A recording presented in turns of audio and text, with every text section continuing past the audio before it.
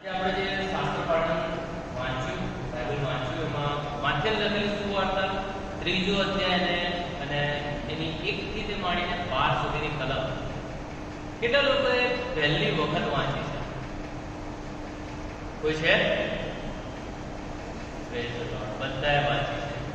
આપણા જીવનની અંદર હજારો વખત નાનપણથી માંડીને અત્યાર સુધીના સમયગાળાની અંદર હજારો વખત આપણે આ કલમો વાંચી છે, જોઈ છે, વાંચીને નીકળી ગયા છે. પરંતુ આજે જ્યારે સાહેબની જોડે વાત થઈ અને એ સમયગાળાની અંદર સાહેબે કીધું કે તમારે વચનની સેવા આપવાની છે, અને ત્યારે મને વિચાર આવ્યો કે હું કયું વચન આપું. અને ખાસ હું વિચાર કરતો હતો કે વિશ્વાસ સંબંધી હું પરમેશ્વરનું વચન તમારા સુધી લાવું. પણ જ્યારે હું અને મારા પત્ની ફેમિલી પ્રેયરમાં બેઠા હતા એ વખતે પરમેશ્વરે કીધું કે તું આ વચન નહીં, પરંતુ આ વચન જે હું તને આપું છું એ તું આપ. અને પરમેશ્વરનું વચન જે પ્રમાણે કહે છે 3જો અધ્યાય 1 થી 12 કલમની અંદર, અને આજે પરમેશ્વરના એ વચનો ખુલવા જઈ રહ્યા છે એ જે ક્યારેય બદલાયું નથી, બદલાશે નહીં, અને એમાં કોઈ પણ જાતનો કાનો કે માત્ર ફેરફાર વગર હજારો વર્ષોથી એ તમારા સુધી ને મારા સુધી આજે પહોંચ્યું છે. આ વચનો એ કોઈ માણસના વિચારો નથી કે જે ઈશ્વર માટે હોય, પણ આ વચનો એ તો પરમેશ્વર પ્રભુ ઈસુ ખ્રિસ્તના વચનો છે, જે એમના હૃદયને એમના મનની વાતો છે કે જે તેમણે તમને અને મને આજે બાઇબલના સ્વરૂપમાં આપેલી છે. અને પ્રભુ ઈસુ ખ્રિસ્ત એ પરમેશ્વર જે ગઈકાલે, જે આજે અને સદા સર્વકાળ એવા ને એવા જ પરમેશ્વર છે, એ જે ક્યારે બદલાયા નથી, જે 2000 વર્ષ પહેલા પૃથ્વીની ઉત્પત્તિ થઈ તે પહેલા, પૃથ્વીની ઉત્પત્તિ બાદ અને 2000 વર્ષમાં જ્યારે જે દૈહિક સ્વરૂપમાં દુનિયા પર આવ્યા ત્યારથી લઈને અત્યાર સુધી તેમાં કોઈ પણ બદલાવ નથી. Hallelujah, hello, hallelujah. ઓકે. અને જો તે જે બદલાવનાર પરમેશ્વર નથી, એ યહોવા પરમેશ્વરનું વચન બદલાવનાર નથી, તો શું એ પરમેશ્વર બદલાતો નથી, તો શું એ પરમેશ્વરનું વચન બદલાશે? તમારા જવાબની આશા રાખો. બદલાશે? બદલાશે? શું 1000 વર્ષ પછી તે બદલાઈ જશે? 5000 વર્ષ? હેલો, 5000 વર્ષ પછી બદલાશે? હું કહું છું હજારોના હજારો વર્ષો બદલાઈ જશે, લાખો વર્ષો બદલાઈ જશે, પણ પરમેશ્વરનું વચન એ ગઈકાલે, આજે ને સદા સર્વકાળ એવું ને એવું રહેવાનું છે. Hallelujah, hallelujah. તમને એવું લાગે છે માઇકના કારણે અવાજ આવ્યા, પણ મારો એકલાનો અવાજ આટલો છે, તો તમારો અવાજ. હું ઈચ્છા રાખું છું કે આપણે પરમેશ્વરના વચનોમાંથી શીખીએ, સમજીએ અને આગળ વધીએ. આપણા ખ્રિસ્તી જીવનની બુનિયાદ જો કહેવાય, જે નીવનો પથ્થર કહેવાય, તો આ બાઇબલ છે, તેના વચનો છે અને પ્રભુ ઈસુ ખ્રિસ્તનું બલિદાન છે. હાલેલુયા. તો આપણે આજે આપણા વિશ્વાસનો ઇઝહાર કરવાનો છે. પ્રભુનું વચન યશાયા પ્રવક્તાનું પુસ્તક 40મો અધ્યાયની 8મી કલમમાં કહે છે, ઘાસ સુકાઈ જાય છે, ફૂલ ચીમડાઈ જાય છે, પણ આપણા દેવનું વચન એ સર્વકાળ સુધી એવું લેવું છે. હાલેલુયા. અને આ એ પરમેશ્વરનું વચન છે. અને પ્રભુ ઈસુ ખ્રિસ્ત પોતે માથે લખેલી સુવાર્તામાં પોતે બયાન કરે છે કે આકાશ અને પૃથ્વી જતા રહેશે, પણ મારા મુખની વાતો જતી રહેશે નહીં. Hallelujah, hello, hallelujah. અને એ પરમેશ્વરનું વચન એ આજે તમે ને હું વાંચવા જઈ રહ્યા છે, સમજવા જઈ રહ્યા છે, શીખવા જઈ રહ્યા છે. અને પરમેશ્વર જે પ્રભુ જે ગર્જના સહિત પ્રધાન સ્વર્ગદૂતની વીણા સહિત જે આવનાર છે, એ પરમેશ્વર પ્રભુ ઈસુ ખ્રિસ્તનું આ વચન છે. હાલેલુયા. એ વચન આપણે શીખવા જઈ રહ્યા છે, સમજવા જઈ રહ્યા છે, જે વાદળો સહિત આવનાર છે, જેને લીધે પૃથ્વીના સર્વ કુળ, દેશ, જાતિ અને ભાષાના લોકોએ વિલાપ કરવાના છે. એ પરમેશ્વર પ્રભુ ઈસુ ખ્રિસ્તનું વચન આજે ખુલવા જઈ રહ્યું છે. હાલેલુયા.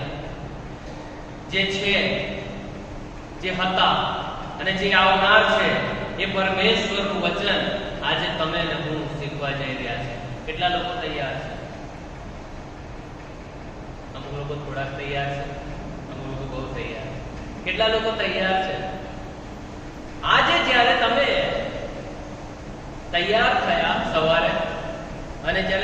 તરફ આવતા ત્યારે તમે શું વિચારો સહિત આવતા? શું વિચારો સહિત? શું હું એ પરમ પ્રધાન પરમેશ્વરના વચનો સાંભળવા જાઉં છું, હું એમને મળવા જાઉં છું, કે બસ એક જાતની ફોર્માલિટી માટે હું આવું? નહીતર તો શું થશે? લોકો બોલશે આ તે. એના માટે આપણે આવીએ છીએ કે પરમેશ્વરનું જીવતું વચન આપણે સાંભળવા માટે આવીએ છીએ. આપણે પ્રભુ ઈસુ ખ્રિસ્તની પાસે આવીએ છીએ. શેના માટે આવીએ? અને આજે માથેની લખેલી સુવાર્તા 3 અધ્યાય અને 1 થી 12 કલમો જ્યારે આપણે વાંચીએ, આપણે મુખ્ય કલમો શાસ્ત્ર ભાગ એ તો 1 થી 12 વચનો છે. અને એમાં લખ્યું છે, પસ્તાવો કરો કેમ કે આકાશનું રાજ્ય પાસે આવ્યું છે. માર્કની લખેલી સુવાર્તા 1 અધ્યાય 15મી કલમમાં પણ એ પ્રમાણે લખ્યું છે, સમય પૂરો થયો છે કેમ કે દેવનું રાજ્ય પાસે આવ્યું છે. પસ્તાવો કરો ને સુવાર્તા પર વિશ્વાસ કરો. માર્કની લખેલી સુવાર્તામાં જે સમયનો શબ્દ વપરાયો છે, સમય માટે જે શબ્દ વપરાયો છે એ છે કાયરોસ, ટાઈમ. અને કાયરોસના માટે જે કાયરોસ જે સમય જે છે એ ત્વરિતનો સમય છે, નિકટતાનો સમય છે, ચપટીમાંનો સમય છે, કે આંખના પલકારાનો સમય છે, અને કહે છે કે સમય પૂરો થયો છે. ને આગળ માથેની લખેલી સુવાર્તા 4 અધ્યાય 17મી કલમમાં પ્રભુ ઈસુ ખ્રિસ્ત પોતે એમની સેવાની શરૂઆતમાં કહે છે, પસ્તાવો કરો કેમ કે આકાશનું રાજ્ય પાસે આવ્યું છે. આ જ્યારે અને લૂકને લખેલી સુવાર્તાની અંદર પણ પ્રભુનું વચન 3 અધ્યાયમાં 2 થી 9માં આ જ પ્રમાણે આપણને ચેતવણી આપતા કહે છે, પસ્તાવો કરો અને આકાશનું રાજ્ય પાસે આવ્યું છે. આજે જ્યારે સમય જે છે પસ્તાવો કરવો અને પાસે આવવાની જે બાબત છે, ઘણી બધી વખત આ વચનો આપણે સીધે સીધા વાંચીને તરત નીકળી જઈએ છીએ, પણ પ્રભુ આજે એ સમયે, આજના સમયે તમારી મારી સાથે વાત કરવાને માંગે છે. આ જ્યારે માથે લખેલી સુવાર્તા 3 અધ્યાયની અંદર જ્યારે કલમો લખવામાં આવી, માલાકીના પ્રબોધકના પુસ્તકથી માંડીને છેક માથે લખેલી સુવાર્તા સુધી આ સમયગાળો એવો હતો કે જેમાં પરમેશ્વર પ્રભુ યહોવા દેવે કોઈની સાથે વાત નથી કરી. ના ગુરુ આયા, ના નબીઓ આયા, ના પ્રબોધકો આયા, ના સંદર્શનો દેખનાર આયા, કોઈની સાથે પરમેશ્વરે વાત ન કરી. અને એ સમયના માટે લખવામાં આવ્યું છે 400 વર્ષ સુધી યહોવાની વાણી એ લુપ્ત હતી. અને 400 વર્ષ બાદ પરમેશ્વરે પોતાના મુખમાંથી વાણી કાઢી અને યોહાનને, જે યોહાન બપ્તિસ્મા કરનાર હતો, તેને પસંદ કર્યો અને તેના મુખમાં એ પરમેશ્વરનું વચન મૂકવામાં આવ્યું. અને તેને કીધું કે તું મારા લોકને જઈને કે પસ્તાવો કરે અને પાછા ફરે. પસ્તાવો કરે કેમ કે દેવનું રાજ્ય પાસે આવેલું છે. અને જ્યારે પ્રભુ ઈસુ ખ્રિસ્ત પવિત્ર આત્માથી ભરપૂર થઈને તેમની સેવાની શરૂઆત કરી, ત્યારે માથેની લખેલી સુવાર્તા 4 અધ્યાય 17મી કલમમાં એ પ્રમાણે લખવામાં આવ્યું છે, પસ્તાવો કરો કેમ કે આકાશનું રાજ્ય પાસે આવ્યું છે. શા માટે પ્રભુ ઈસુ ખ્રિસ્તના મુખમાંથી પહેલી નીકળેલી વાત એ આ હતી કે પસ્તાવો કરો અને પાછા ફરો, કે આકાશનું રાજ્ય પાસે આવ્યું છે. પસ્તાવો કરવો, અને એનો જો ગ્રીકમાં, જો આપણે ગ્રીક ભાષામાં જે લખવામાં આવ્યું છે શબ્દ, ગ્રીક ભાષામાં જે આપણું બાઇબલ જે નવો કરાર લખવામાં આવ્યો છે, એની અંદર જે લખવામાં આવ્યું છે ગ્રીક ભાષામાં, એનો શબ્દ છે મેટાનોયા. મેટાનોયાનો શબ્દ છે. અને ઉર્દુ ભાષામાં જે લખવામાં આવ્યું છે તોબા કરનાર. આજે હું તમારી આગળ એક બાબત પૂછવા માંગુ છું, નાની એવી. કેટલા લોકોએ પસ્તાવો કર્યો છે, કે પસ્તાવાનો અનુભવ કરેલો છે? ઉર્દુમાં કહીએ તો તોબા કરેલી છે.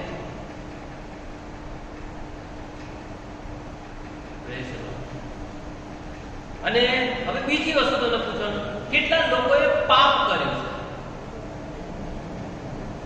કેટલા લોકોએ તોબા કરીને, પસ્તાવો કરીને પાપ કરેલું છે? કેટલા લોકો? એનો મતલબ એ થાય છે કે આપણે પસ્તાવો કરીએ છીએ અને પાપ કરીએ છીએ, પસ્તાવો કરીએ છીએ અને પાપ કરીએ છીએ. અને જે મેટાનોયાનો સીધો મતલબ થાય છે પોતાનું મનને બદલવું, પોતાના વિચારને બદલવું. પહેલો રાજા 8મો અધ્યાય 48મી કલમમાં લખ્યું છે સંપૂર્ણ હૃદયથી તથા જીવથી તારે પાછા ફરવું, એનો મતલબ થાય છે મેટાનોયા. પ્રીતના કૃત્ય 3 અધ્યાય 16મી કલમમાં લખ્યું છે પોતાના ભૂંડા કામોમાંથી ફરવું, એનો મતલબ થાય છે મેટાનોયા. અને યર્મિયા પ્રબોધકનું પુસ્તક 7મો અધ્યાય 3 થી માંડીને 5મી કલમ અને 26મો અધ્યાય 1 થી માંડી 3જી કલમ ને લખ્યું છે પોતાના માર્ગમાંથી તથા પોતાની કરણીઓ સુધારો કરવો, એનો મતલબ થાય છે મેટાનોયા. શા માટે પરમેશ્વર માણસોને પોતાનું મન અને વિચાર બદલવાનું કહે છે? શા માટે એ કહે છે પરમેશ્વર કે તમે તમારા મન અને વિચારને બદલો? શા માટે પરમેશ્વર કહે છે હૃદયથી અને જીવથી પાછા ફરવાનું? પરમેશ્વર પ્રભુ યહોવા દેવ એ પ્રભુ ઈસુ ખ્રિસ્ત તમને કહે છે, મને કહે છે. શા માટે પરમેશ્વર પોતાના ભૂંડા કામોમાંથી ફરવાનું કહે છે? માણસને પોતાના ભૂંડા કામોમાંથી પાછા ફરવાનું શા માટે પ્રભુ કહે છે? શા માટે પરમેશ્વર માણસોને પોતાના માર્ગ, પોતાની કરણીઓમાં સુધારો કરવાનું કહે છે? શા માટે પરમેશ્વર કહે છે પસ્તાવો કરો અને પાછા ફરવાનું કહે છે? એનું સંપૂર્ણ કારણ જો જોઈએ, એનું કારણ જો જોઈએ તો સંપૂર્ણ માનવ જાત એ પાપમાં સપડાયેલી છે. સંપૂર્ણ માનવ જાત એ પાપમાં સપડાયેલી છે અને તેને પસ્તાવો કરવાની જરૂર છે. ઉત્પત્તિનું પુસ્તક 6ઠો અધ્યાય 5મી કલમમાં એ પ્રમાણે કહે છે. આપણે ઉત્પત્તિનું પુસ્તક કાઢીશું. આજે થોડા વચનો તમને કઢાવવાનો છે. માટે કેટલા લોકો ઈશ્વરની તલવારને સાથે લઈને આવ્યા છે કે જેના દ્વારા તમે અને હું શૈતાનની સામે ટક્કર લઈ શકીએ છીએ? કેટલા લોકો લઈને આવ્યા છે? જો ના લઈને આવ્યા હોય તો આવતીકાલથી લઈને આવજો, નેક્સ્ટ સન્ડે થી લઈને આવજો. પરમેશ્વરનું પુસ્તક બાઇબલ ઉત્પત્તિનું પુસ્તકની અંદર 6ઠો અધ્યાય 5મી કલમમાં એ પ્રમાણે મનુષ્યના હૃદયના વિચારો ને તેની હરેક કલ્પનાઓ નિરંતર ઢૂંઢી છે. પરમેશ્વરે દુનિયાની ઉત્પત્તિ કરી ત્યારબાદ જે પાપનો પ્રવેશ થયો, પાપ વધતું ગયું અને પરમેશ્વરે એક જગ્યાએ એ પ્રમાણે કીધું મનુષ્યના હૃદયના દરેક વિચારોની દરેક કલ્પના, હરેક કલ્પના નિરંતર ઢૂંઢી છે. યર્મિયા પ્રબોધકનું પુસ્તક 9મો અધ્યાય 17મો અધ્યાય 9મી કલમમાં એ પ્રમાણે કહ્યું છે મનુષ્યના હૃદય સૌથી કપટી અને ભૂંડું છે. આ બાઇબલનું ફરમાન છે. ગીતશાસ્ત્ર 51 અને 5 દાઉદ રાજા, જેને આપણે દાઉદ ભક્ત કહીએ છીએ, તેણે જે હજારો ગીતો તૈયાર બી કર્યા, સ્તુતિના આરાધનાઓ પણ કરી અને આપણી પાસે જે ગીતશાસ્ત્રના ગીતો પણ એણે આપ્યા. તે વિશ્વાસમાં અને દ્રઢ મજબૂત રહેનાર વ્યક્તિ તે પણ પોતાના માટે કહે છે કે હું અન્યાયપણામાં જન્મ્યો અને મારી માએ મારો ગર્ભ પાપમાં કર્યો છે. આ એ વ્યક્તિ હતો જેના વિશે પરમેશ્વર પ્રભુ ઈસુ ખ્રિસ્ત એટલે યહોવા પરમેશ્વર બોલે છે કે તે મારા હૃદયની વાતને પૂર્ણ કરનાર છે, મારા હૃદયની ઈચ્છાઓને પૂર્ણ કરનાર વ્યક્તિ મને મળી ચૂક્યો છે. એ પણ કહે છે કે હું પાપમાં છું, મેં પાપમાં જન્મ લીધો છે. અયુબનું પુસ્તક, જેના માટે અયુબના માટે પરમેશ્વર પોતે કહે છે કે તેના જેવો ધર્મી રાસબાગ એ વ્યક્તિ દુનિયામાં કોઈ નથી. એ વ્યક્તિ પણ કહે છે કે હું મારા માના પેટની અંદર પાપને ગંદકીની જેમ ગળતો રહ્યો. જેના માટે પ્રભુ કહે છે કે એના જેવો ધર્મી બીજો કોઈ નથી. જે દેવની ડર રાખનાર વ્યક્તિ છે, એના જેવો બીજો કોઈ નથી. એ પણ કહે છે કે હું મારા માના પેટની અંદર પાપને ગંદકીની જેમ ગળતો રહ્યો. નીતિવચનનું પુસ્તક, જે સુલેમાન રાજા છે, જ્યારે સુલેમાન રાજાએ જે નીતિવચનનું પુસ્તક લખ્યું, દુનિયામાં તેના જેવો જ્ઞાની થયો નથી અને હવે થશે પણ નહીં. પરમેશ્વરનું વચન છે એના માટે. એ પણ પોતે કહે છે, કોણ કહે છે કે મેં મારા હૃદયને પવિત્ર કરી લીધું છે ને હવેથી હું પાપ નહીં કરું? તે પણ પોતે કહે છે કે હવે કોણ એ વ્યક્તિ એવું કહેનાર છે કે મેં મારા હૃદયને પવિત્ર કરી લીધું છે અને હવેથી હું એ પાપ નહીં કરું? ગીતશાસ્ત્રનું પુસ્તક 58મો અધ્યાય 3જી કલમમાં લખ્યું છે કે દુષ્ટો પોતાના માના પેટથી ભટકી ગયા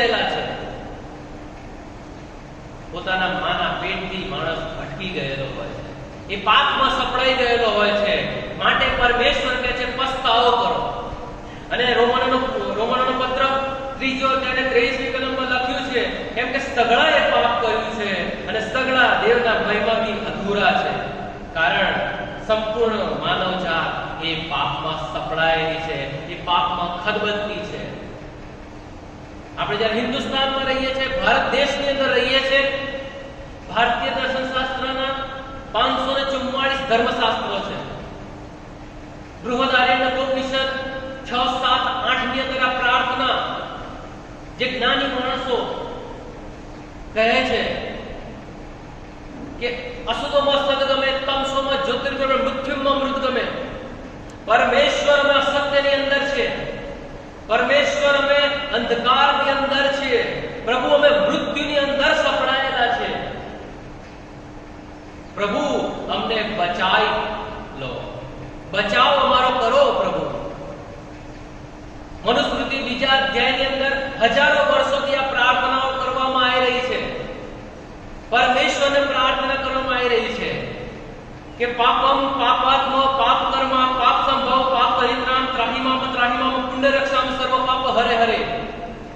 પરમેશ્વર હું પાપી છું, હું પાપ કરનાર છું, પાપમાં જન્મ લેનાર છું હું, મને બચાવો અને સર્વ પાપમાંથી મુક્ત કરો, મને દૂર કરો. પાપથી અમે ત્રાહી થઈ ચૂક્યા છે, પરંતુ કોઈ બચાવનાર નથી. પાપનું ભાન મનુષ્યને છે, પણ કેવી રીતે છુટકારો તે તેને ભાન નથી. સંત તુલસીદાસ જે ભારતીય દર્શનશાસ્ત્રના ઘણા બધા મોટા વ્યક્તિ ગણાય છે, તમે છંદ અને તેમના દુહાઓ સાંભળ્યા હશે, એમાં એ પોતે કહે છે, એ જ્ઞાની માણસ થઈને પણ કહે છે कि काम क्रोध मद मोह की जबलग मन में खाण, तबलग पंडित मूर्खो तुलसी एक समान. જ્યાં સુધી મનમાં કામ ક્રોધ મદ મોહની ખાણ છે ત્યાં સુધી પંડિત અને મૂર્ખ બધા એક સમાન છે. સોરઠમાલા 1 અધ્યાય અને 1માં કહેવામાં આવે છે હું પાપી છું, અહમ પાપી પતિત પાખંડી તું નિર્મમ નિરંકારી. અહીંયા હું તમને ઇસ્લામ ધર્મ વિશે પણ થોડી માહિતી આપવા માંગુ છું. એ પણ કહે છે કે અમે પાપી છીએ. કુરાન શરીફની અંદર લખ્યું છે, સૂરા અલ નિસા 4 અધ્યાય 28મી કલમ, તમારે સર્ચ કરવું તો કરી શકો છો. માટે હું તમને રેફરન્સ સાથે આ બધી બાબતો કહું છું કે મનુષ્ય જાત એ પાપની અંદર સપડાયેલી છે, પાપમાં ત્રાહી થઈ ચૂકેલી છે. કુરાન શરીફની અંદર सूरा अल निसा 4 अध्याय 28वीं कलम, इंसान कमजोर व लाचार है, अपने गुनाहों में बेबस है. सूरा अल यूनुस 12वां अध्याय 53वीं आयत, इंसान की रूह बुराई में फंसी हुई है. सूरा अल निसा अल यूनुस 16वां अध्याय અને 61મી કલમની અંદર आयत कलीमा नाजिल થાય છે, हर जीवित प्राणी गुनहगार है. सूरा अल नूर 24वां अध्याय અને 21મી કલમમાં લખેલું છે, અહીંયા આયત કલીमा नाजिल થાય છે कि इंसान अपने पापों से पाक नहीं हो सकता, अपने गुनाहों से पाक नहीं हो सकता. इंसान अपने आप को पाप साफ नहीं कर सकता. દરેક મનુષ્ય જાત, એ હિન્દુ હોય કે મુસલમાન હોય, શીખ હોય કે ઈસાઈ હોય, દરેક વ્યક્તિ આ બાબતના વિશે કહે છે કે મનુષ્ય જાત પાપમાં સપડાયેલી છે, મનુષ્ય સંપૂર્ણ પાપમાં સપડાયેલો છે, એ પાપને આધીન છે, એ પાપના વશમાં છે. ગીતશાસ્ત્રનું પુસ્તક 143મો અધ્યાય ને 2જી કલમમાં લખ્યું છે, જો પરમેશ્વર ન્યાય કરે અને ન્યાયાધીશ બનીને વર્તે તો તારી નજરમાં કોઈ પણ ન્યાય ઠરશે નહીં, કોઈ પણ વ્યક્તિ એ ન્યાય ઠરશે નહીં. રોમનોનું પુસ્તક 3 અધ્યાય ને 9મી કલમમાં આપણે કાઢીશું. રોમનોનું પુસ્તક 3 અધ્યાય ને 9 થી માંડીને 18મી કલમમાં એ લખેલું છે, સગળા પાપને આધીન છે, સગળા પાપને આધીન છે. કોઈ ન્યાયી નથી, એક પણ નથી, સમજનાર કોઈ નથી, દેવને શોધનાર કોઈ નથી. સગળા ભટકી ગયા છે, તેઓ સર્વ નકામા થયા છે. સત્કર્મ કરનાર કોઈ નથી, પણ ના એક પણ નથી. તેઓનું ગળું ભાડી કબર જેવું છે, તેઓની જીભ કપટથી ભરેલી છે, તેઓના હોઠ સર્પનું ઝેર છે. આગળ ઘણી બધી બાબતો લખવામાં આવેલી છે. તમે એ બાબત વિશે ઘરે જઈને સર્ચ કરી શકો છો. તમે તમારું બાઇબલ ખોલીને વાંચી શકો છો. સંપૂર્ણ માનવ જાત એ પાપમાં સપડાયેલી છે. પાઉલ પ્રેરિત જેણે 70 થી 80% જેટલો નવો કરાર લખ્યો, એ પણ પોતે કહે છે કે આપણે તો વાતોમાં પાપ કરીએ છીએ. તમે ને હું આપણે વાતોમાં પાપો કરતા રહીએ છીએ. મનુષ્ય છાની રીતે પાપ કરે છે. રોમનોનો પત્ર 1લો અધ્યાય ને 26 થી માંડીને 32 ની કલમ પરમેશ્વરનું વચન એ પ્રમાણે કહે છે, કારણ કે દેવ તેઓને અધમ મનોના વિકારોને સ્વાધીન કર્યા, કેમ કે તેઓ સ્ત્રીઓની સ્વાભાવિક વર્તાવને બદલે અસ્વાભાવિક વ્યવહાર કર્યો.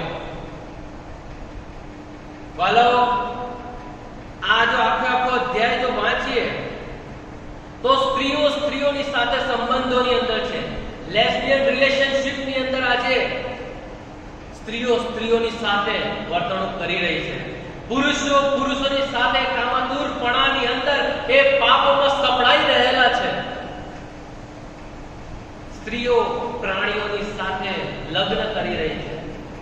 યુરોપિયન કન્ટ્રીની અંદર જો તમે જોશો તો અત્યારે સ્ત્રીઓ પ્રાણીઓની સાથે, જંગલી પ્રાણીઓની સાથે, ઘોડાઓની સાથે, બકરીઓની સાથે, ખચ્ચરોની સાથે, બકરાઓની સાથે લગ્ન કરી રહી છે.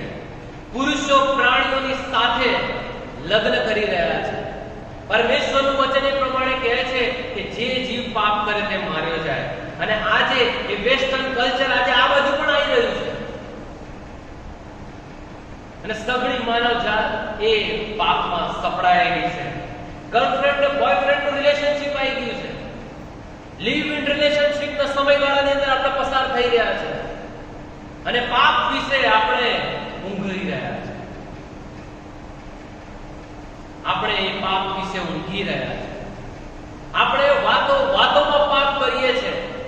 પાછલા દિવસોની અંદર હું આણંદ ગયો. એ સમયે હું એક પાર્કની અંદર પ્રભુના વચનની તૈયારી કરતો હતો અને 4-5 બોયઝનું ગ્રુપ હતું આખું અને બાજુમાં જ હતું, થોડુંક દૂર હતું. અને એ સમયગાળાની અંદર એમણે એમના ભાઈબંધને ફોન કર્યો. તમે નહીં માનો, ગાળોની વચ્ચે વાત હતી. ગાળોની વચ્ચે વાત એ લોકો કરતા હતા. માણસ બોલવા દ્વારા પણ પાપ કરે છે. યાકૂબનો પત્ર 3જો અધ્યાય 9 અને 10ની કલમની અંદર બાબત લખી છે કે શું તમારા મુખથી સ્તુતિ અને શ્રાપ એ બંને નીકળે છે. એ શું વિશે તમે તૈયારી કરી છે? એ શું વિશે વિચાર કર્યો છે? યાકૂબનો પત્ર આપણે કાઢીશું. યાકૂબનો પત્ર 3જો અધ્યાય 9 અને 10ની કલમમાં લખ્યું છે, એનાથી આપણે પ્રભુની સ્તુતિ કરીએ છીએ અને તેનાથી દેવની પ્રતિમા પ્રમાણે ઉત્પન્ન થયેલા માણસોને શાપ દઈએ છીએ. એક જ મોંમાંથી સ્તુતિ અને શાપ નીકળે છે. મારા ભાઈઓ, આમ તો ન થવું જોઈએ. ભાલો, આપણે ઘણી બધી વખત આજે તે પરમેશ્વરનું વચન વાંચીએ છીએ, સાંભળીએ, સ્વીકારીએ છીએ, પણ પછી બહાર જઈએ ત્યારે શું કરીએ છીએ? ફલાણાએ આમ કર્યું હતું, ઢીમકાણાએ આ કર્યું હતું, ફલાણો વ્યક્તિ સારો છે, પાસ્ટર સાહેબને તો કંઈ ખબર પડે છે કે શું? ફલાણી વ્યક્તિ આમ બોલી, ઢીકણી વ્યક્તિ આમ બોલી. એકબીજાની ચાળી ચુગલીઓ કરવાનું પાપ આપણે પ્રતિદિન કરીએ છીએ, જેના વિશે આપણે અજાણ અને આરામથી જીવન જીવીએ છીએ. મારા લોકો કે પાપમાં સપડાયેલા છે. પરમેશ્વરનું વચન આ પ્રમાણે કહે છે.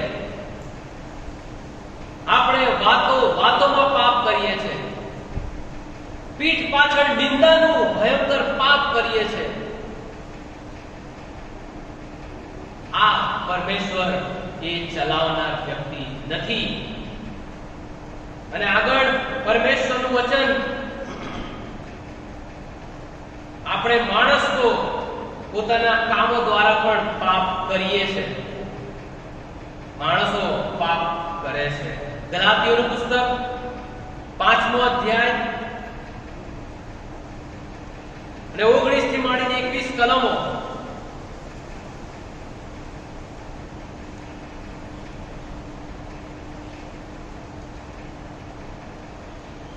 આપણે વાંચીશું, તમે ખોલજો. આજે તો કલમો થોડીક વધારે નીકળશે. માણસ પોતાના કામો દ્વારા પણ પાપ કરે છે.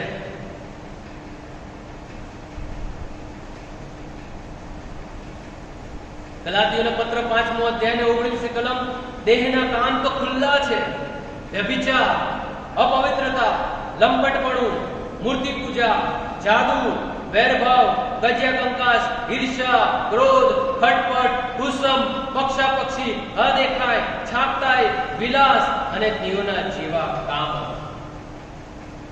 આપણે દેહ દ્વારા ઉઘાડી રીતે પાપ કરીએ છીએ.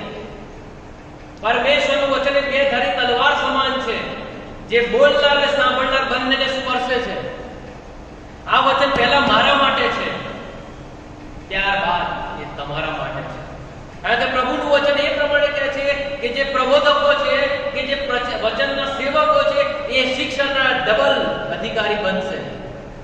જો અમે આમાં મીનમેક કરીશું, આંખોને ગમે અને કાનોને સારા લાગે એવા વચનો કહીશું, અને જો અમે તમને તમારા પાપ સંબંધી અવચેત નહીં કરીએ, ચેતના નહીં આલીએ, કહીશું નહીં, તો એ શિક્ષાનો બમણો ભાગ એ અમારા માથા ઉપર આવી પડશે. વાલાઓ, પરમેશ્વરનું વચન બે ધારી તલવાર સમાન છે. એ તમારા માટે ને મારા માટે છે, જે બંનેને સ્પર્શે છે. ઘણી વખત આપણે કાર્ય નહીં કરવા દ્વારા પણ પાપ કરીએ છીએ. યાકૂબનો પત્ર 4થો અધ્યાય અને 17મી કલમ માં એ પ્રમાણે કહે છે, માટે જે ભલું કરી જાણે છે પણ તે કરતો નથી, તેને શાપ, પાપ લાગે છે.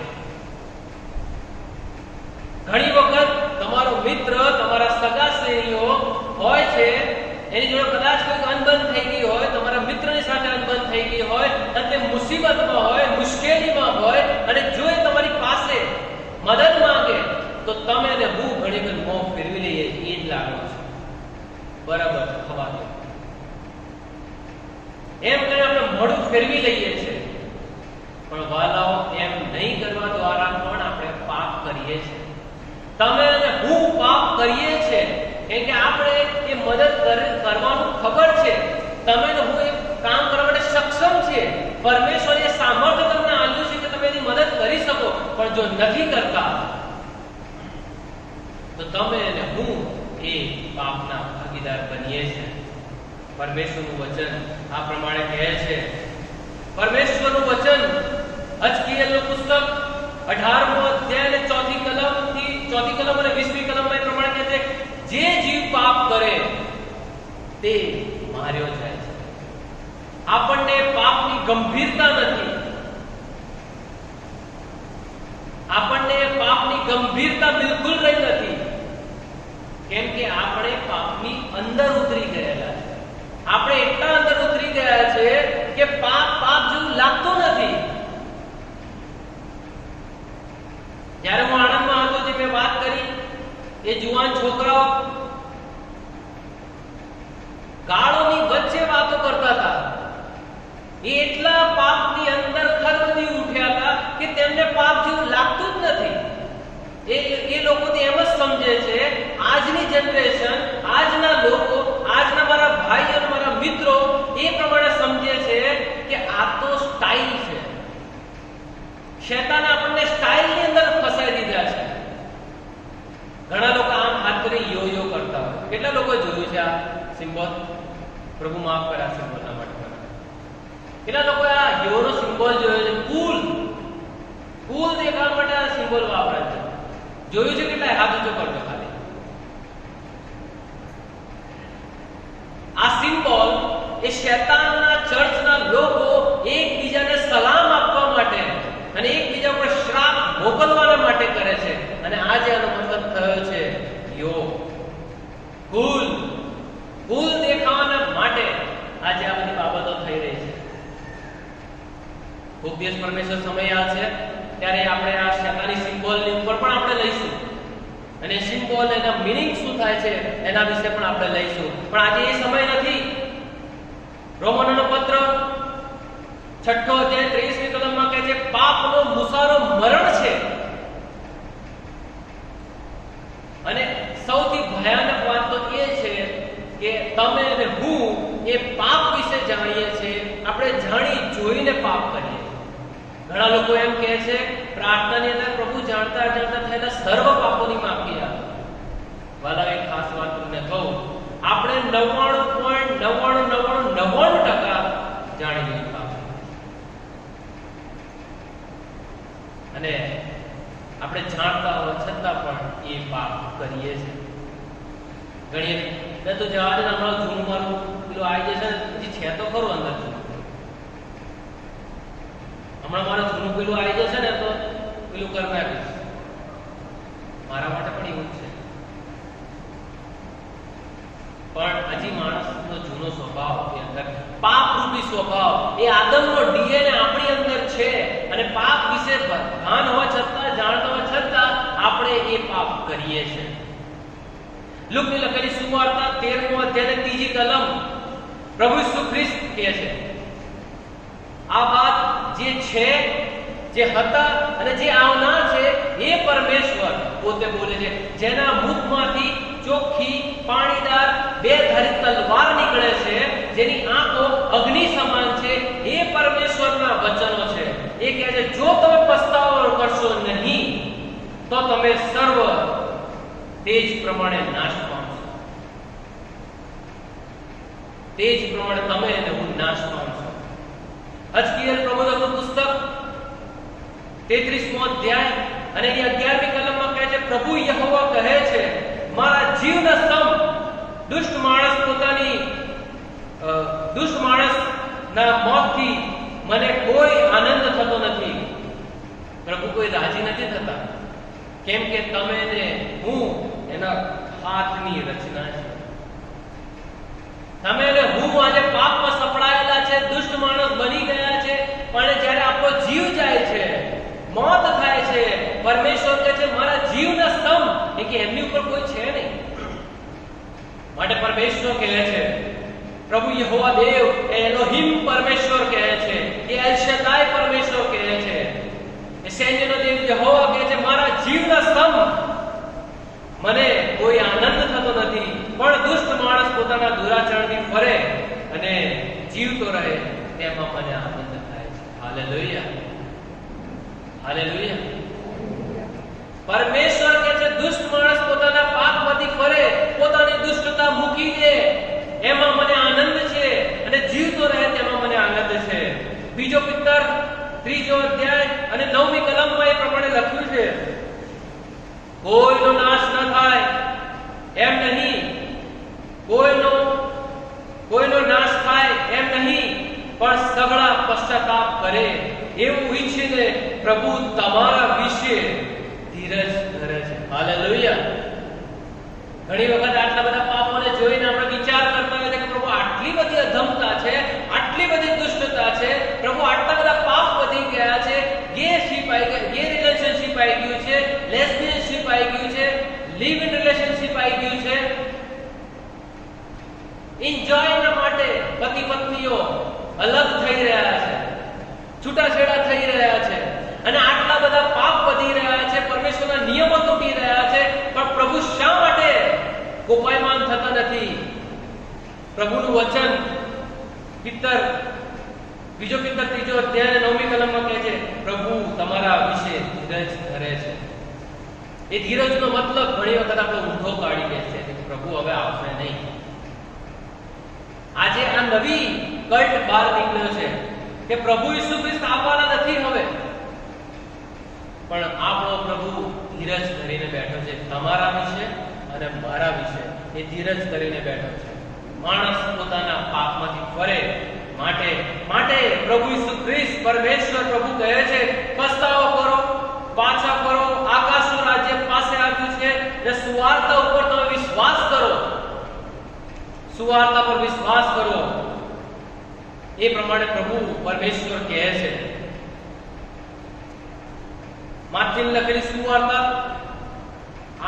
3 અધ્યાયની 8મી કલમ એ તમને અને મને આ પ્રમાણે કહે છે પસ્તાવો કરનારને શોભે તેવા તમે ફળ આપો.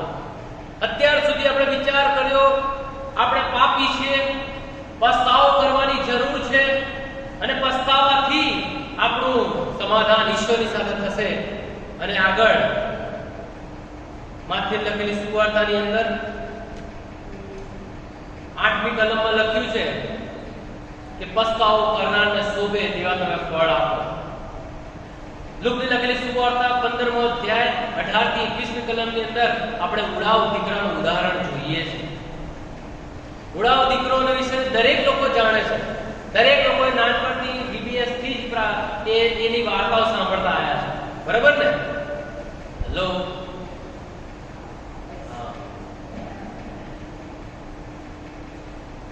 ઉડાવ દીકરાની વાત આપણે સાંભળતા આવ્યા છે. ઉડાવ દીકરો જતો રહે છે, ગુંડોની સાથે સિંગો ખાતો હોય છે ત્યારે તેને પોતાના પાપ સંબંધી ભાન થાય છે.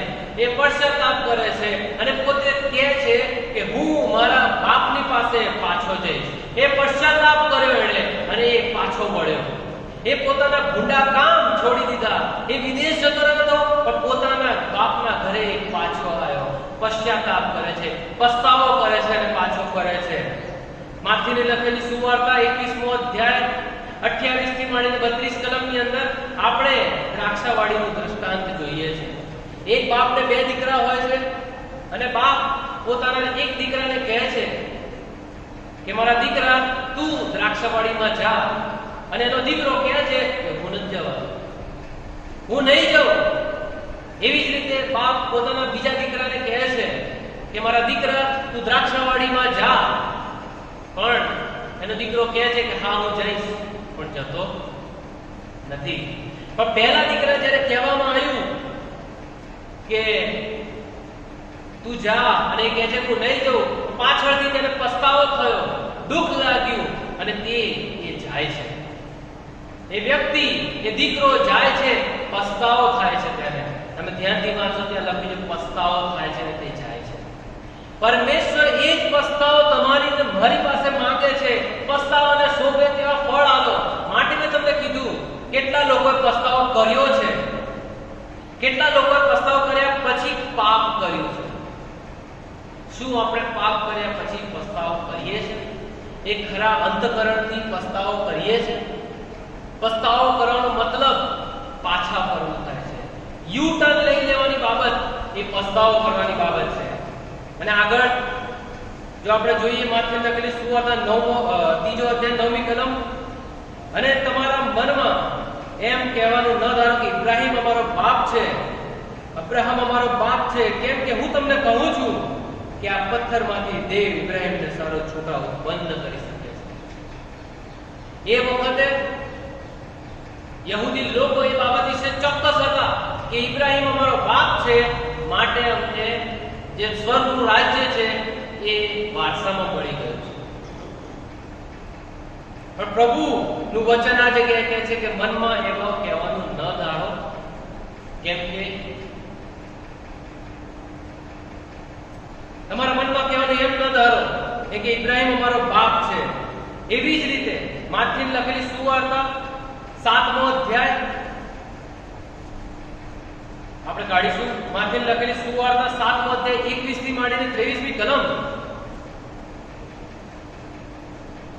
ત્યાં પ્રભુ એ પ્રમાણે કહે છે. અને આજે આ કલમ વાંચે તે પહેલા હું તમારી જોડે થોડી વાત કરવા માંગુ છું. આપણે પરમેશ્વરના ઘરમાં આવીએ છીએ, કયા વિચારો સાથે આવીએ છીએ? આપણે પરમેશ્વરના ઘરની અંદર વચનો સાંભળીએ છીએ, કયા વિચારો સાથે સાંભળીએ છીએ? તમે દાન આપો છો, ઉપવાસ કરો છો, ચર્ચની સેવા કરો છો, કયા હેતુને કયા ઈરાદા સહિત તમે કરો છો? આજે પરમેશ્વર તમારી આગળ બાબત મૂકે છે. શું તમે એમ ધારો છો કે આ બધું કરવાથી તમારી દાન દક્ષિણા, તમારા સત્કર્મ, બાઇબલ વાંચવું, પ્રાર્થના કરવું, એના દ્વારા તમે હું સ્વર્ગમાં જઈશું? પરમેશ્વર પ્રભુનું વચન, પ્રભુ ઈસુ ખ્રિસ્ત પોતાના મોંથી આ પુકારે છે. 7મો અધ્યાય 21 કલમ, જેઓ મને પ્રભુ પ્રભુ કહે છે તેઓ સ્વર્ગ આકાશના રાજ્યમાં પહેશે એમ નહીં, પણ જેઓ મારા આકાશના બાપની ઈચ્છા પ્રમાણે કહે છે તે જ પહેશે. હાલેલુયા. આ તમારા અને મારા માટે વોર્નિંગ છે. ગમે તેટલું દાન કર્મ કરી લો, ગમે તેટલા ઉપવાસ કરી લો, ગમે તેટલી પ્રાર્થનાઓ કરો, અને પ્રાર્થના માંગે છે શું? પ્રભુ મને નોકરી મળે, લગ્ન લાયા તો છોકરી મળે, લગ્ન થઈ ગયા તો વિદેશનું પણ મળે. પ્રભુ ઈસુ ખ્રિસ્ત આના માટે આવ્યા હતા કે બસ તમને મળે, ઘર મળે, સારી જમીન મળે, સારી જાયદાદ મળે, સારી બૈરી મળે, સારા છોકરા મળે, એના માટે પ્રભુ ઈસુ ખ્રિસ્ત આવ્યા હતા? ના. પ્રભુ ઈસુ ખ્રિસ્ત આગળ કહે છે, તે દાડે ઘણા મને કહેશે કે પ્રભુ પ્રભુ, શું અમે તારા નામે પ્રબોધ કર્યો નથી અને તારા નામે ભૂતો કાઢ્યા નથી? આ અમારા માટે વાત છે. પ્રભુ, અમે તારા નામે પ્રબોધ નથી કર્યો? શું પ્રભુ, મેં તારા નામે ભૂતો નથી કાઢ્યા? પ્રભુ, જો હું એમની ઈચ્છાની યોજના પ્રમાણે તમે હું નહીં ચાલીએ તો પ્રભુ કહેશે, અને કહે છે તારા નામે પરાક્રમી કાર્યો નથી કર્યા. ત્યારે 23મી કલમમાં પ્રભુ ઈસુ ખ્રિસ્ત કહે છે, હું તેઓને સાફ કહી દઈશ કે મેં તમને કદી ઓળખ્યા નહીં. ઓ ભૂંડું કરનારાઓ, મારી પાસેથી દૂર જાઓ. ક્યાં સુધી તમે ને હું એ જ વાતોમાં રહીશું? ભૂતો તો નીકળશે, કારણ કે ઈસુનું નામ પડે છે, એ એલોહીમ પરમેશ્વરનું નામ પડે છે, જે એલ શદાય પરમેશ્વર છે, જે સૈન્યનો દેવ યહોવા પ્રભુ ઈસુ ખ્રિસ્ત, એના નામથી શૈતાન નીકળે છે. નહીં કે મારા તમારા સત્કર્મથી, કે નહીં તમારી ધાર્મિકતાથી એ ભૂતો નીકળે છે. પ્રભુ ઈસુ ખ્રિસ્તના રક્તમય સામર્થ્ય છે, માટે પરાક્રમી કામો થાય છે. પ્રભુ ઈસુ ખ્રિસ્તના નામથી થાય છે, નહીં કે તમારા મારા સારા કર્મના કારણે. પ્રભુનું વચન એ પ્રમાણે કે વળી તમે અપરાધો તથા પાપોમાં મુએલા હતા. તમે ને હું અપરાધ ને પાપમાં મુએલા હતા, પણ પ્રભુ ઈસુ ખ્રિસ્તની કૃપા એ છે, માટે આજે આપણે જીવિત છે. હાલેલુયા. 10મી કલમ, માથેની લખેલી સુવાર્તા 10મી કલમની અંદર આપણે જોઈશું, હમણાં જ ઝાડોની જળ પર કુલાડો મુકાયો છે, માટે દરેક ઝાડ જે સારું ફળ નથી આપતું તે કપાય છે અને અગ્નિમાં નંખાય છે.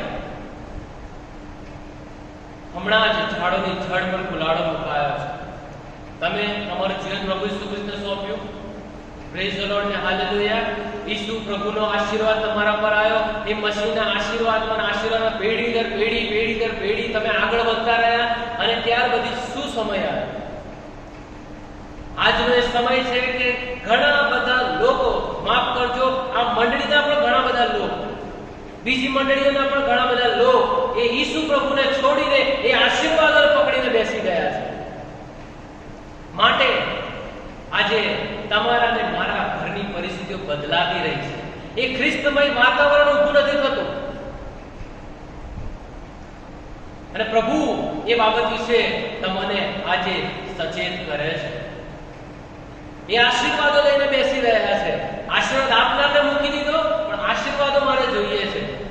પ્રાર્થનાઓ કરીએ છે, નોકરી મળે, પૈસા મળે, સાયકલ હોય તો બાઇક આવે, બાઇક હોય તો બુલેટ આવે, બુલેટ હોય તો ફોર વ્હીલ આવે, ફોર વ્હીલ આવે તો BMW આવે. કેનેડાના વિઝા લાગી જાય, અમેરિકાના વિઝા લાગી જાય, એ બાબતોની પ્રાર્થના કરીએ છે.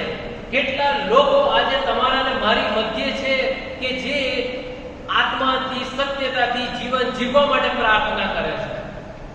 હું હાથ ઊંચો નહીં કરાવવા. પ્રભુનું હૃદય દુખાય છે કે મારા લોક એ પાછા વળી ગયા છે.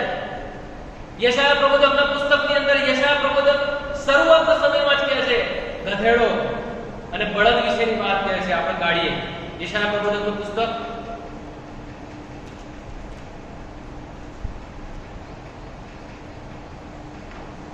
યશાયા પ્રબોધકનું પુસ્તક પહેલો અધ્યાય ત્રીજી કલમમાં કહે બળદ પોતાના માલિકને ઓળખે છે અને ગધેડો પોતાના ધણીની ગભાણને જાણે છે, પણ ઇસ્રાએલ જાણતો નથી, મારા લોક વિચાર કરતા નથી. અને આજે તમે ને હું એ પ્રભુ યહોવા દેવ એટલે પ્રભુ ઈસુ ખ્રિસ્તના લોક તરીકે ઓળખાઈએ છે, ખ્રિસ્તીઓ તરીકે ઓળખાઈએ છે, પણ પ્રભુ આજે એ જ વચન જે ઇઝરાયલના માટે કહેવામાં આવ્યું એ જ વચન આજે તમારા મારા માટે કહે છે, મારા લોક વિચાર કરતા નથી, એ જાણતા નથી કે તે શું કરે છે. તમને ને મને અલગ કરવામાં આવેલા છે, પણ આપણે એ આશીર્વાદો દુનિયાવી વાનાઓમાં રંગાઈ ચૂક્યા છે. એક ક્લિકની અંદર આ મોબાઈલની અંદર ઘણી બધી બાબતો આવી જાય છે. વ્યભિચારમાં સપડાયેલા છે આપણે, તમે ને હું સપડાયેલા છે. અને પ્રભુ કહે છે પસ્તાવો કરો ને પાછા ફરો. તમારા ઉલ્લંઘન પૂછવામાં આવે. લખ્યું છે દરેક ઝાડ જે સારું ફળ નથી આપતું તે કપાય છે ને અગ્નિમાં દહન થાય છે. વાલાઓ, હજી પણ જો આપણે નહીં ફરીએ તો આપણી જળને જ કાપી નાખવામાં આવશે. જો જળ કપાઈ ગઈ તો આપણે સુકાઈ જઈશું. અને આગળ 12મી કલમમાં લખ્યું છે તેનું સુપડું તેના હાથમાં છે ને પોતાની ખડીને તે પૂરેપૂરી સાફ કરશે ને ઘઉંને ભંડારમાં ભરશે ને ભૂસું નહીં બોલવનાર અગ્નિમાં નાખી દેશે. હમણાં જ ઝાડોની જળ પર કુલાડો મુકાયો છે. યોહાનને લખેલી સુવાર્તા 15મો અધ્યાય 5 અને 6 કલમની અંદર પ્રભુનું વચન એ પ્રમાણે કહે છે, હું ખરો દ્રાક્ષાવેલો છું, તમે ડાળીઓ છો. મારામાં જે રહે છે, જે મારામાં રહે છે અને હું તેનામાં રહું છું તે જ ઘણા ફળ આપે છે. આજે આપણે આશીર્વાદોના કારણે ઘણી વખત એ કપાયા છે ઈસુથી કે નથી કપાયા આપણે જાણતા નથી. ભૌતિક માનવમાં એટલા સપડાઈ ચૂક્યા છે કે આપણને ખબર નથી કે આપણે ઈસુથી જોડાયેલા છે કે ઈસુથી કપાઈ ચૂક્યા છે. એનો એક જ રસ્તો છે, એ છે આત્મનિરીક્ષણ, સ્વ તપાસ. તમે તમારું આત્મિક જીવન કેટલું ઈસુની સાથે ગાળો છો, તમારી પ્રાર્થનાઓ કેવી છે, તમારી ને મારી પ્રાર્થનાનો વિષય કયો છે. શું એ દેવની સેવા છે? શું દેવના માટે તૈયાર થવાની બાબત છે કે પછી ભૌતિક વાનાઓની જ બાબતો છે? આ કરવા દ્વારા આપણે જોઈ શકીએ છીએ કે શું આપણે દેવથી જોડાયેલા છે કે નથી જોડાયેલા. અને જે કોઈ મારામાં રહેતો નથી તે ડાળીની પેઠે બહાર ફેંકી દેવામાં આવે છે અને તે સુકાઈ જાય છે. લોકો એકઠી કરીને તેને અગ્નિમાં નાખે છે, તે બળી જાય છે. વાલાઓ, ઝાડોની જળ પર કુલાડો મુકાઈ ચૂક્યો છે. તેનું સુપડું તેના હાથમાં છે. તે પોતાની ખડીને પૂરેપૂરી સાફ કરશે અને ઘઉંને પોતાના ભંડારમાં એકઠા કરશે. માથેની લખેલી સુવાર્તા 25મો અધ્યાય આપણે કાઢીએ.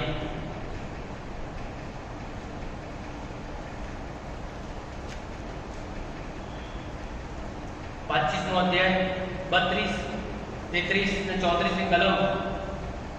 પણ જ્યારે માણસનો દીકરો પોતાના મહિમામાં સર્વદૂતો સુદ્ધા આવશે ત્યારે તે પોતાના મહિમાના રાજ્યાસન પર બેસશે અને સર્વ દેશ જાતિ તેની આગળ એકઠી કરાશે. અને જેમ ઘેટાને બકરાથી જુદા કરે છે તેમ તેઓ એકબીજાથી જુદા કરશે. અને ઘેટાને તે પોતાને જમણે હાથે ને બકરાને પોતાના ડાબે હાથે રાખશે. પરમેશ્વરનો ન્યાય થશે. પ્રભુ ઈસુ ખ્રિસ્ત જલ્દી વાદળો પર આવવાના છે. તમારી ને મારી આશાનું સૌથી મોટું કારણ એ પ્રભુ ઈસુ ખ્રિસ્ત છે. તેનું સુપડું તેના હાથમાં છે.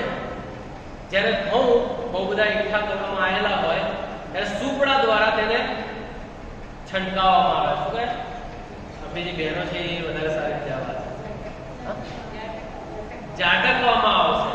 અને ઝાટકવામાં શું થાય? દાણા અને ભૂસા અલગ થઈ જાય. ભૂસું કોઈ કામનું હોતું નથી. એવી જ રીતે દુષ્ટો નક્કામાં છે, સર્વ નક્કામાં થયેલા છે, જે પસ્તાવો નથી કરતા. જે પસ્તાવો નથી કરતા એ નક્કામાં છે. એનું સુકૃત એના હાથમાં છે. તે પોતાના ઘઉં અને ભૂસાને અલગ કરશે. તે પોતાના ઘેટા અને બકરાને અલગ કરશે. અને જે ઘેટાઓ છે તેને કહેશે મારા બાપના આશીર્વાદી તો તમે સ્વર્ગના રાજ્યમાં તમે બેસો. હાલેલુયા. પણ આ કોના માટે છે? જે પસ્તાવો કરે છે, જે પાછા ફરે છે, તેઓના માટે છે. જુઓ, આપણો પરમેશ્વર પ્રભુ ઈસુ ખ્રિસ્ત પોતાના મહિમાના વાદળો સહિત જીવતાઓ અને મરેલાઓનો ન્યાય કરવા માટે આવનાર છે. સમય પૂરો થયો છે. દેવનું રાજ્ય પાસે આવ્યું છે. માટે પસ્તાવો કરો અને પાછા ફરો. કેમ કે દેવ પોતાના તખ્ત પર બિરાજમાન થઈને તમારો અને મારો ન્યાય કરવાને આવશે. પોતાના મનમાં એમ કહેવાનું ન ધારો કે આઈ એમ ક્રિશ્ચિયન, હું ખ્રિસ્તી ઘરમાં કુટુંબમાં જન્મ લીધો છે, માટે સ્વર્ગનું રાજ્ય મારું છે. વાલાઓ, એક સીધી વાત કહી દઉં. હિન્દુના ઘરમાં જન્મ લેવાથી હિન્દુ થવાય છે, મુસ્લિમના ઘરમાં જન્મ લેવાથી મુસ્લિમ થવાય છે, પણ ધરાહાર ક્યારેય પણ નહીં. ખ્રિસ્તીના ઘરમાં જન્મ લેવાથી ક્યારેય કોઈ વ્યક્તિ ક્રિશ્ચિયન નથી બનતો. એ બાપ્તિસ્મા લેવાથી પણ ક્રિશ્ચિયન નથી બનતો. સમય આવશે, પ્રભુનું ફરી વખત મને કૃપા મળશે તો બાપ્તિસ્મા સંબંધી પણ વાત કરીશું. એ દેવના હરવાન સંબંધી પણ વાત કરીશું. પણ બાપ્તિસ્મા લેવાથી પણ કોઈ ખ્રિસ્તી નથી બનતો. એના માટે તમારે સૌપ્રથમ પહેલા પોતાના હૃદયની અંદર પ્રભુ ઈસુ ખ્રિસ્તને સ્થાન આપવું પડે છે. અને એના કીધા પ્રમાણે જો તમે ચાલો છો તો જ તમે ને હું એ બિલીવર ક્રિશ્ચિયન છે, નકર તો નોન બિલીવર ક્રિશ્ચિયન. તેનું સુકૃત તેના હાથમાં છે. દુનિયા પર પ્રભુના પાછા આવવાના ચિહ્નો દેખાઈ રહ્યા છે. દુનિયામાં ઢોલ અને નગાડા વાગી રહ્યા છે. દરેક આંખ જોશે, દરેક જાતિ, દરેક ધર્મ, દરેક ભાષા, દરેક કુળના લોકો તેને જોશે. અને પૃથ્વી પરની દરેક જાતિઓ તેના લીધે માતમ કરશે, વિલાપ કરશે. જે છે, જે હતા અને જે આવનાર છે એ પરમેશ્વર પ્રભુ ઈસુ ખ્રિસ્ત જલ્દી આવી રહ્યા છે. લડાઈઓ ચાલી રહી છે વાલા દુનિયા ઉપર. પ્રજા પ્રજાની વિરુદ્ધમાં જે તૈયાર બેઠી છે, રાજ્ય રાજ્યની વિરુદ્ધમાં છે. એક જ દેશના બે અલગ અલગ રાજ્યો પણ મુખ્યમંત્રીઓ મળશે ત્યારે સામસામે હોય છે. આજે આપણે જ્યારે ગુજરાતી લોકો ગોવા જઈએ છીએ ત્યારે ગોવાના લોકો હીણ નજરથી જુએ છે કે આ ગુજરાતી લોકો લૂંટી જાય છે. આ તો અહીંયાની વાત છે. પણ રાજ્ય રાજ્યની વિરુદ્ધમાં અને જગ્યા જગ્યાએ અકાલ, ભૂખમરી, સુનામી, ભૂકંપો એ ચાલી રહ્યા છે. ઠેર ઠેર મરકીઓ પણ ચાલી રહી છે. હજી કેટલા ચિહ્ન અને કેટલા સમયોની રાહ જોવી છે તમારે અને મારે. માટે પ્રભુનું વચન કહે છે પસ્તાવો કરો ને પાછા ફરો. શું તમે અને હું એ ઈસુ જે રાજાઓ રાજા અને પ્રભુનો પ્રભુ છે, જે તખ્ત પર બિરાજમાન થઈને જીવતા અને મરેલાનો ન્યાય કરવા આવવાના છે, તે પ્રભુને મળવા માટે તૈયાર છે? આ સવાલ હું તમારા માટે પૂછું છું. ત્યારે શું તમે ને હું તૈયાર છે? જો આનો જવાબ ના હોય, જો તેનો જવાબ ના હોય તો પસ્તાવો કરો, પાછા ફરો, જેથી આપણા પાપ માફ કરવામાં આવે. જે પસ્તાવો નથી કરતો, પાછો નથી ફરતો, તેના પાપ ક્યારેય માફ નહીં કરવામાં આવે. અને રોમનોનો પત્ર 10મો અધ્યાય 9મી કલમમાં કહે છે, જો તું તારા મોઢે ઈસુને પ્રભુ તરીકે કબૂલ કરીશ અને દેવે તેને મોયેલામાંથી ઉઠાડ્યો છે તેવો તું અંતરમાં વિશ્વાસ રાખીશ તો તું તારણ પામીશ. વાલાઓ, આજે તારણ ને આજે જ માન્યકાર છે. કદાચ આ સમય આજે છે, એ સમય આવતીકાલે ના પણ આવે. આજે જ સમય છે. આવો આપણે આંખો બંધ કરીએ, પ્રાર્થના કરીએ કે પરમેશ્વર આપણી સાથે વાત વ્યવહાર કરે અને પસ્તાવો કરીને પોતાનું જીવન સમર્પણ કરીએ. પરમેશ્વર પ્રભુ ઈસુ ખ્રિસ્ત આજે અહીંયા ઉપસ્થિત છે, વિરાજમાન છે. આંખ બંધ કરીને સગળા પોતાના પાપ વિશે વિચાર કરે, કબૂલાત કરે, માફી માંગે. જે પસ્તાવો કરે છે તે નવું અને અનંત જીવન પ્રાપ્ત કરશે. હાલેલુયા. Thank you lord. હવે પસ્તાવો કરો ને પાછા ફરો કે જેથી કરીને તમારા પાપ ભૂસી નાખવામાં આવે. એ દેવનું હલવાન નું રક્ત તમને આજે પણ શુદ્ધ કરવા માટે તૈયાર છે. પ્રભુ ઈસુ ખ્રિસ્ત કહે છે, પાપના ભારથી અડાયેલા તમે સગળા મારી પાસે આવો, હું તમને વિશ્રામ આપીશ. હાલેલુયા. પરમેશ્વર પ્રભુ ઈસુ ખ્રિસ્ત, પ્રભુ પવિત્ર આત્મા દેવ આજે ઉપસ્થિત છે. એ તમારી ને મારી પ્રાર્થનાઓ સાંભળવાને, તમને ને મને સ્પર્શ કરવાને, તમને ને મને સગળી બીમારીઓમાંથી છુટકારો આપવાને માટે, એ શાંતિ આપવાને માટે એ પરમેશ્વર આજે હાજર છે. આંખો બંધ કરીને પ્રાર્થના કરીએ. આજે સમય છે કે તમે ઈશ્વરની સાથે રિલેશનમાં આવી શકો છો. જો તમારું રિલેશન તૂટી ગયું છે તો ઈશ્વરની પાસે પાછા આવો. યસ લોર્ડ, આઈ એમ સિનર. હું પાપી છું, મને તમારી જરૂર છે. પ્રાર્થના કરીએ. હાલેલુયા. જો આપણે આપણા પાપ કબૂલ કરીએ તો તે પાપ માફ કરવાને અને સર્વ અન્યાયથી શુદ્ધ કરવાને તે વિશ્વાસ તો ધર્મી પરમેશ્વર છે. હાલેલુયા. Yes yes. ઓ hallelujah. Thank you Lord. Thank you Jesus. ઓ પિતા પ્રભુ, અમે આભાર માનીએ છીએ, તમારી અમે સ્તુતિ કરીએ છીએ આ સમયને માટે. તમે તમારા લોકની સાથે વાતને વ્યવહાર કર્યો છે પ્રભુ. જેટલા લોકોએ તમારી આગળ પસ્તાવો કર્યો છે, જેટલા લોકોને તમારી જરૂર છે પ્રભુ ઈસુ, તમે તેમને સ્પર્શ કરો, તમે તેમને આશીર્વાદિત કરો અને તેમના પાપ સંબંધી તમે તેમને મુક્ત કરો. એ તેમને જીવન મળે અને ભરપૂર જીવન તમે આપો તે મારી પ્રાર્થના છે. જેટલા લોકો પસ્તાવો કરે છે એ સર્વ લોકને તમે સ્પર્શ કરો, નવું જીવન આપો. એમને જીવનમાં યુ ટર્ન કરવાને માટે મદદ કરો પરમેશ્વર પિતા. એ પાપ પર ગાલિબ આવવાના માટે, એ પાપ પર વિજય પ્રાપ્ત કરવાના માટે પ્રભુ ઈસુ તમે તેમને મદદ કરો. હાલેલુયા. હાલેલુયા. તમારો પવિત્ર આત્મા પ્રભુ પૂરા વર્લ્ડને સામર્થ્ય સાથે એ કાર્ય કરી રહ્યો છે. માટે આભાર માનીએ છે. આજે તારણનો દિવસ છે, આજે આનંદનો દિવસ છે, કારણ કે પિતા તમે આજે બોલ્યા છો. Hallelujah. Yes Lord. Thank you Lord. Thank you Jesus. Yes yes. Thank you Lord. Yes amen.